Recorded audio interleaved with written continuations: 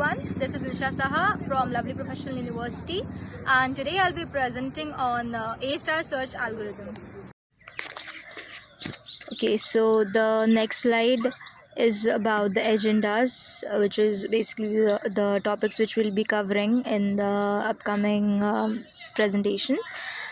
So the first topic which we'll be covering is introduction about A-star search algorithm. Then we'll be discussing few examples and the key components which are required for the A-star search algorithm. Then the heuristic function on which this algorithm works. Then the algorithm steps, which is used by the A-star to find the solution for the certain problems. Then we'll be discussing the benefits and limitations of this algo, as well as the real life applications of A-star search, and we'll be discussing what we have learned till now. So moving on to the next slide, it's about the introduction of A-star search algorithm. So this A-star search algorithm comes under informed search. Like basically search algorithms are of two types, which are uninformed search or blind search, and second is informed search. In uninformed search, in that we don't have any knowledge about the problems, like we don't have any domain knowledge of the problem statements, whereas in the informed search we have knowledge about the problem statements, the domain. So this A-star search algorithm comes under informed search. So what A-star search algorithm basically does is it finds the shortest path starting from the starting node to the target node by combining features such as Dijkstra's algorithm and greedy best first search algorithm. Now this algorithm is a popular pathfinding and graph traversal algorithm used in both computer science and artificial intelligence. And this algorithm uses, as I have mentioned earlier, it uses a heuristic function to estimate the cost of the cheapest path, which makes it both optimal as well as complete. Now this slide is all about the examples which we will be discussing further after we have the basic knowledge about what A-star is. Now the key components required for A-star are the nodes. The nodes are basically the points in the graph, like in this above example, this B, A, D, C, those are the nodes which we will be traversing to find a certain path. Then this nodes consists of start, goal and intermediate. Like the start node is the node from where we'll be starting the traversal, and the goal node which is the end node, and the intermediate node points are the points in between the start node and the goal node, which we will be discussing traversing.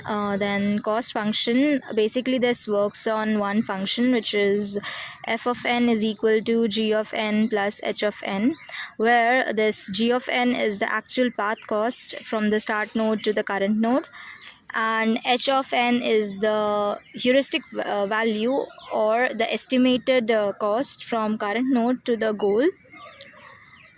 And this f of n is equal to g of n plus h of n. This whole function is the total estimated cost of the path through the node.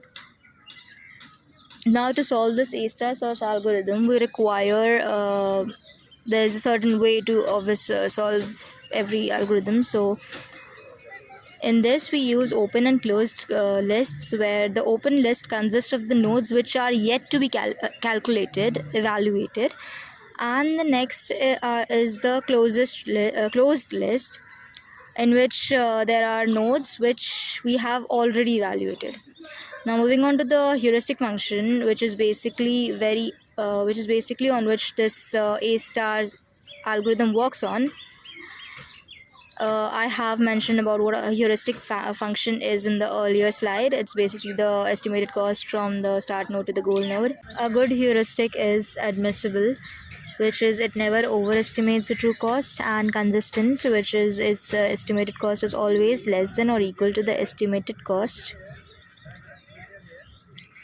The next slide is about the algorithm steps, which basically consists of 3 steps: initialization, loop, and repeat. Let's consider this. The next slide is about the advantages and disadvantages of A star.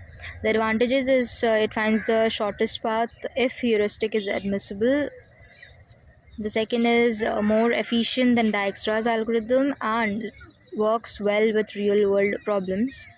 Now the disadvantages can be slow for large graphs because we need to traverse all the intermediate nodes, which will be time taking. Then the performance depends on the heuristic function, and the last is high memory usage.